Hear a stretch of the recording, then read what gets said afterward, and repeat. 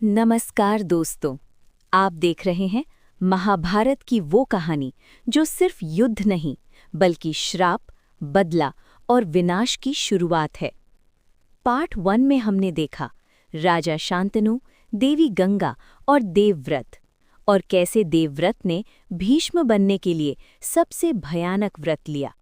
लेकिन आज कहानी शुरू होती है एक ऐसी राजकुमारी से जिसकी जिंदगी टूट गई और जिसने एक महान योद्धा के अंत की नींव रख दी।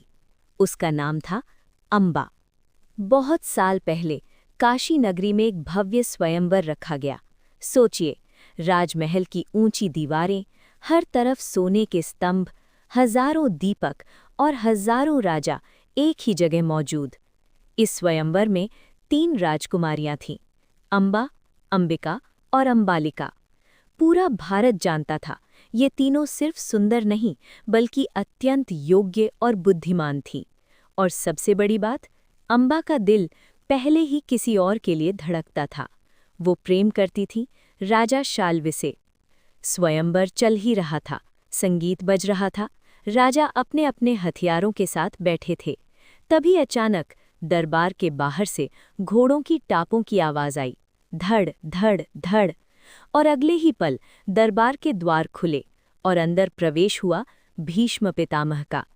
अब सोचो, जिस योद्धा की तलवार से पूरा युद्ध रुक जाए, वो अगर स्वयंवर में आ जाए तो बाकी राजा क्या करेंगे?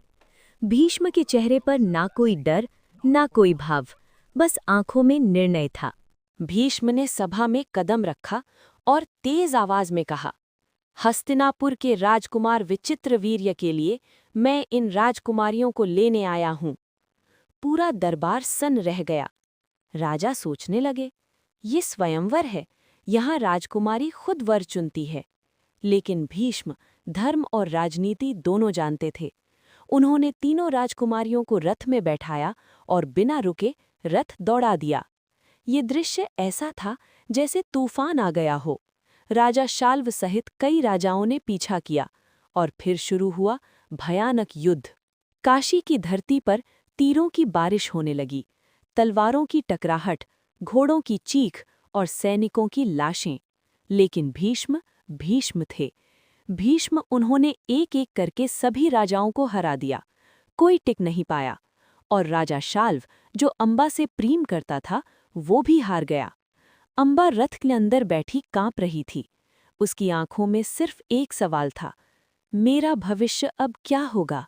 जब रथ हस्तिनापुर पहुंचा तो पूरे महल में उत्सव की तैयारी होने लगी, क्योंकि सबको लगा तीनों राजकुमारियां विचित्रवीर्य से विवाह करेंगी। लेकिन तभी अंबा आगे आई और भीष्म से बोली, पितामह, मैं किसी और से प्रेम करती हूँ। मैं राजा शाल्व को अपना पति मान चुकी हूँ। ये सुनकर भीष्म कुछ देर शांत रहे और फिर उन्होंने कहा, अगर ये सत्य है तो मैं तुम्हें रोकूंगा नहीं, तुम जा सकती हो।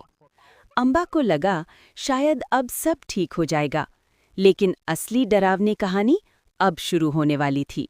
अंबा तुरंत राजा शाल्व के पास पहुंची, लेकिन वहां जो हुआ उसने अंबा की आत्मा तोड़ दी। शाल्व ने अंबा को देखकर कहा, तुम अब मेरी नहीं रही, तुम्हें भीष्म ने जीत लिया, अब मैं तुम्हें स्वीकार नहीं कर सकता। अंबा की सांस रुक गई। जिस आदमी के लिए उसने सब कुछ छोड़ दिया, वही आदमी उसको अपनाने से इनकार कर रहा था। अंबा रोई, गिड़गिड़ाई, लेकिन शाल्व ने उसे वापस भेज दिया। उसके लिए अंबा अब अपमान बन चुकी थी। अंबा अब न काशी की रही, न हस्तिनापुर के और न शाल्व के। उसकी आंखों में अब आंसू नहीं थे, उसकी आंखों में सिर्फ आग थी। वो वापस भीष्म के पास गई और चीख कर बोली, भीष्म, तुमने मेरी जिंदगी बर्बाद कर दी, तुम्हारे कारण मैं कहीं की नहीं रही। भीष्म ने शांत स्वर में कहा, मैंने तुम्हें मुक्त कर दिया, मैं दोषी नहीं। लेकिन अंबा को ये जवाब मंजूर नहीं था। अंबा ने उसी क्षण प्रण लिया, मैं तुम्हारे विनाश का कारण बनूंगी, चाहे मुझे 100 जन्म क्यों न लेने पड़े। और वो जंगलों में चली गई तपस्या करने।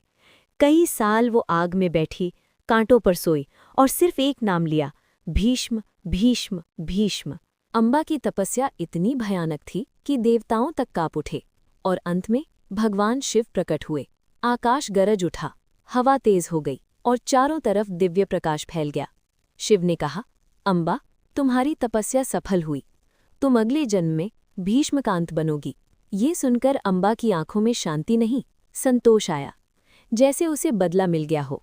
लेकिन कहानी का सबसे डरावना भाग अभी बाकी है।